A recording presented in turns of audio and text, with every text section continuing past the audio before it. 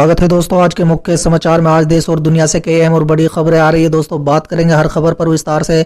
राहुल गांधी ने मोदी की मन की बात पर कसा तंज, कहा जेईई नीट के बजाय खिलौनों पर चर्चा कर गए पीएम मोदी। दोस्तों बात करेंगे इस पर विस्तार से। नॉर्वे में इस्लामिक विरोधी रैली के दौरान हिंसक झड़प, पुलिस ने दागे आंसू गैस के गोले। दोस्तों बात करेंगे इस पर विस्तार से। उन्नाव के एमपी साक्षी महाराज को झारखंड सरकार ने किया क्वारंटाइन। दोस्तों बात करेंगे इस पर विस्तार से। मुहर्रम पर इमाम हुसैन की शहादत को याद करते हुए बोले पीएम मोदी, उनके लिए न्याय और सच महत्वपूर्ण था। दोस्तों बात करेंगे इस पर भी विस्तार से। गुलाम नबी आजाद के बहाने कांग्रेस पर हमलावर हुई बीजेपी, गांधी परिवार पर साधा निशाना। दोस्तों बात करेंगे इस पर विस्तार से। कोरोना से छुटकारा पाने के लिए टीके की खोज जारी, जल्द मिलेगी सफलता। अनलॉक 4 स्कूल कॉलेज 30 सितंबर तक बंद, बार खुलने की मिली अनुमति। दोस्तों बताएंगे क्या खुलेगा और क्या रहेगा बंद। लोकसभा, विधानसभा और स्थानीय निकाय चुनाव को एक साथ कराने की तैयारी में मोदी सरकार, चुनाव आयोग के साथ की बैठक। दोस्तों बात करेंगे इस पर विस्तार से। सुशांत मामले में सुरजेवाला बोले, भाजपा और संजय सिंह का क्या है कनेक्शन, सीबीआई करे जांच। दोस्तों बात करेंगे इस पर विस्तार से। हरियाणा सरकार ने लॉकडाउन का फैसला लिया वापस, अब सोमवार मंगलवार भी खुलेंगी दुकानें।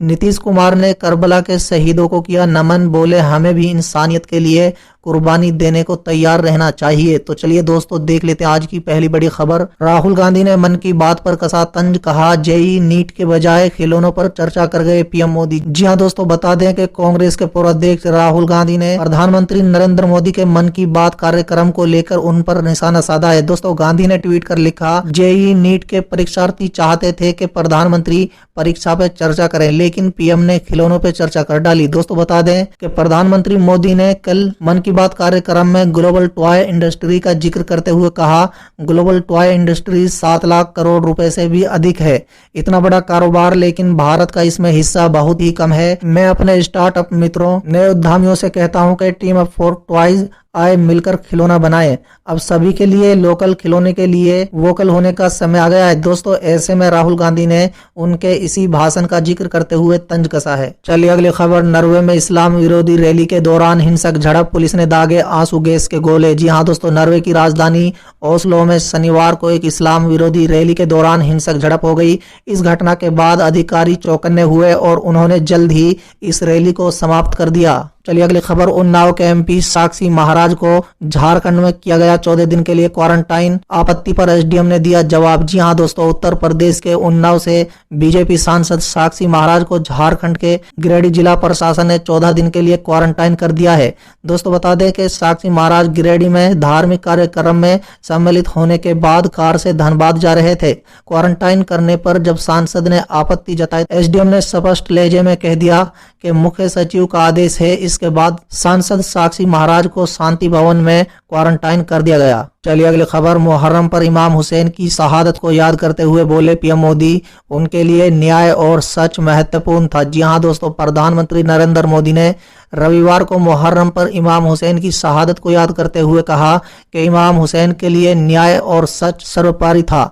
दोस्तों पीएम मोदी ने ट्वीट कर लिखा, हम इमाम हुसैन की शहादत को याद कर रहे हैं, उनके लिए न्याय और सच से ज्यादा महत्वपूर्ण कुछ और नहीं था। समानता और निष्पक्षता पर उनके जोर उल्लेखनीय है और बहुत ही ताकत देते हैं। दोस्तों गौरतलब है कि इस्लाम कैलेंडर के पहले महीने का नाम मुहर्रम है।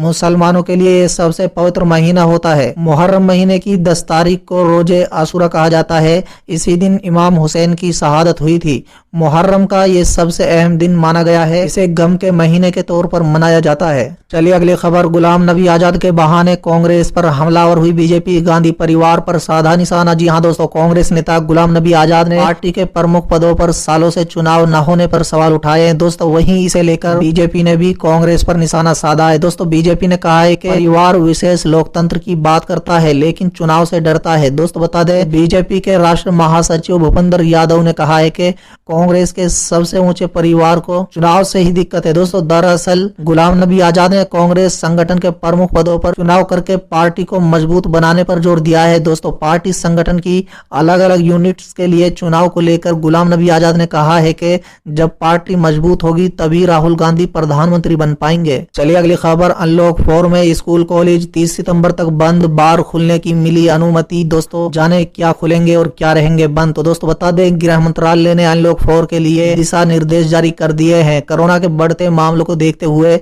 स्कूल और कॉलेज को फिलहाल 30 सितंबर 2020 तक बंद रखने का फैसला लिया गया है। हालांकि कंटेनमेंट जोन से बाहर क्लास 9 से 12वीं के छात्र स्वेच्छा से शिक्षकों से गाइडेंस लेने के लिए अपने स्कूल जा सकते हैं। Cinema hall, swimming pool, entertainment park, theatre और इस तरह की जगहों पर गतिविधियां प्रतिबंध रहेंगी। दोस्तों 7 सितंबर से देश भर में मेट्रो सेवा बहाल करने की इजाजत दे दी गई है। वहीं 21 सितंबर से 100 व्यक्तियों की अधिकतम सीमा के साथ सामाजिक, राजनीतिक और धार्मिक कार्यक्रमों की अनुमति मिल चुकी है। दोस्तों बता दें कि मार्च से बंद बार 1 सितंबर से पुनः खोले जा सकेंगे। दोस्तों गृह मंत्रालय ने एक निर्देश में कहा है कि राज्य सरकारें केंद्र से परमिशन के बगैर स्थानीय लॉकडाउन लागू नहीं करेंगी। ये निर्देश इसलिए अहम है क्योंकि देश भर में उनके राज्य सरकारों ने जगहों पर वीकेंड लॉकडाउन लगा रखा है। चलिए अगली खबर, लोकसभा, विधानसभा और स्थानीय निकाय चुनाव को एक साथ कराने की तैयारी में मोदी सरकार। चुनाव आयोग के साथ की बैठक। जी हां दोस्तों, केंद्र सरकार मतदाता सूची में एक रूपता लाने के उद्देश्य से लोकसभा, विधानसभा और स्थानीय निकाय चुनाव के लिए एक ही मतदाता सूची बनाने की तैयारी कर रही है। दोस्तों प्राप्त जानकारी के अनुसार इस महीने के शुरुआत में प्रधानमंत्री कार्यालय ने इस मुद्दे पर एक बैठक आयोजित की। बैठक में कानून मंत्रालय और चुनाव आयोग के शीर्ष अधिकारियों ने वर्तमान स्थिति और भविष्य की संभावनाओं पर अपने विचार व्यक्त किए। दोस्तों बता दें, चुनाव आयोग, विधि आयोग और कानून एंड कार्मिक मंत्रालय के संसदीय स्थायी समिति ने पहले भी एक ही मतदाता सूची के विचार का समर्थन किया था। चलिए अगली खबर, सुशांत मामले में सुरजेवाला बोले भाजपा और संजय सिंह का क्या है कनेक्शन, सीबीआई करे जांच। जी हां दोस्तों, संजय सिंह खुद को बॉलीवुड अभिनेता सुशांत सिंह राजपूत का दोस्त बताते हैं। वहीं कांग्रेस लगातार भाजपा और संजय सिंह के बीच रिश्ते होने की बात को उठा रही है। कांग्रेस पूछ रही है कि नाबालिग लड़की से छेड़छाड़ के आरोपी को भाजपा ने प्रधानमंत्री नरेंद्र मोदी के जीवन पर फिल्म बनाने की जिम्मेदारी कैसे दे दी। चलिए अगली खबर, हरियाणा सरकार ने लॉकडाउन का फैसला लिया वापस। अब सोमवार, मंगलवार को भी खुलेंगी दुकानें। जी हां दोस्तों गृह मंत्रालय ने शनिवार को अनलॉक 4 की गाइडलाइन जारी कर दी है। वहीं हरियाणा के गृह मंत्री अनिल विज ने ट्विटर पर पोस्ट डालते हुए लिखा कि केंद्र सरकार ने अनलॉक 4 में प्रदेश सरकारों के लॉकडाउन करने का अधिकार नहीं दिया है, इसलिए हरियाणा सरकार का साप्ताहिक लॉकडाउन अब खत्म होता है और सोमवार और मंगलवार को बाजार बंद रखने का आदेश वापस ले लिया गया है। इसलिए अब कोई लॉकडाउन नहीं होगा।